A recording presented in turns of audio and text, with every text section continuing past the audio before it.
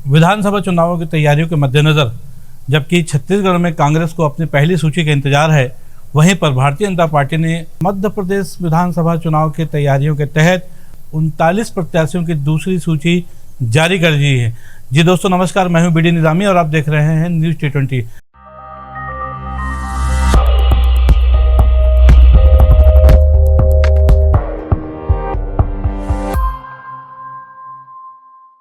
Bharatiya Janata party ने मध्य प्रदेश विधानसभा चुनाव की तैयारियों के तहत 39 प्रत्याशियों की दूसरी सूची जारी कर दी है।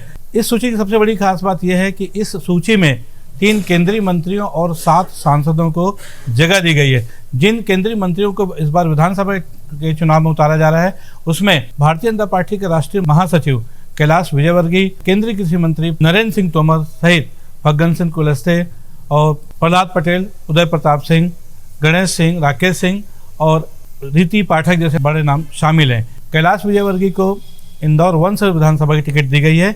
कुल मिलाकर मध्य प्रदेश में भी देखा जाए तो भारतीय जनता पार्टी की स्थिति शायद उतनी नजर नहीं आ रही है। कांग्रेस नेता दिग्विजय सिंह ने इस पर अपनी प्रतिक्रिया देते हुए कहा कि ये भारतीय जनता पार्टी की घबराहट का परिचायक है कि उनके पास कहीं न कहीं प्रत्याशियों को लेकर ऐसी ऊहापोह की स्थिति है कि उनको अपने कद्दावर नेताओं को विधानसभा चुनाव में उतारना पड़ रहा है। इस सूची की एक खास बात यह भी है कि इन 39 सीटों में 36 वो सीटें हैं जो कि पिछले 2018 के चुनाव में भारतीय जनता पार्टी हार गई थी।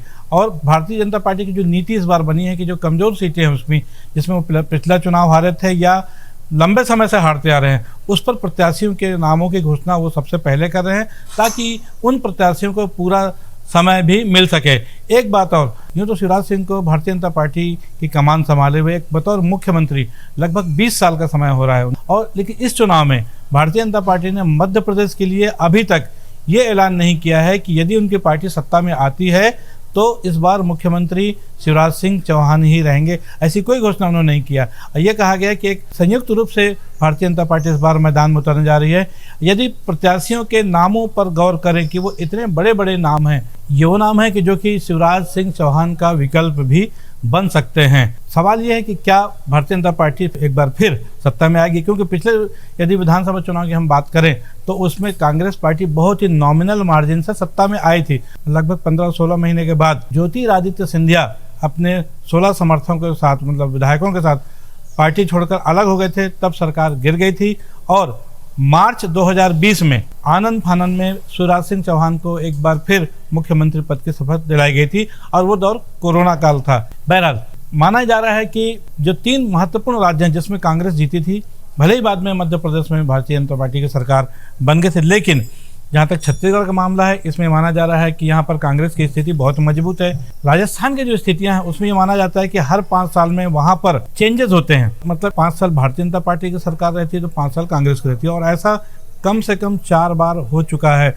इन परिस्थितियों में जबकि वहाँ पर वसुंधरा राजे सिंधिया जो कि मुख्यमंत्री रह चुके हैं, लेकिन भारतीय जनता पार्टी की तरफ से ऐसा कोई संकेत उनके पक्ष में भी नजर नहीं आ रहा है। वहीं दूसरी ओर जो वर्तमान मुख्यमंत्री कांग्रेस के अशोक गहलोत हैं, एक बड़ा नाम है कांग्रेस का, और एक उनको चाणक्य जैसे उपाधि भी कई बार मिलती रहती है अपने आसपास के राजनीतिक गलियारों से। और उन्होंने जिस तरीके से सचिन पायलट के विरोध के बावजूद भी राजस्थान में एक हिसाब से देखा जाए कि अपनी सरकार को बचा के रखा है, चला के रखा हुआ है। और जो हालात हैं आज की तारीख में, क्योंकि भारतीय जनता पार्टी में वहां पर भी फूट नजर आ रही है, तो देखा जाए तो राजस्थान में भी इस बार जो है मिथक टूट सकता है।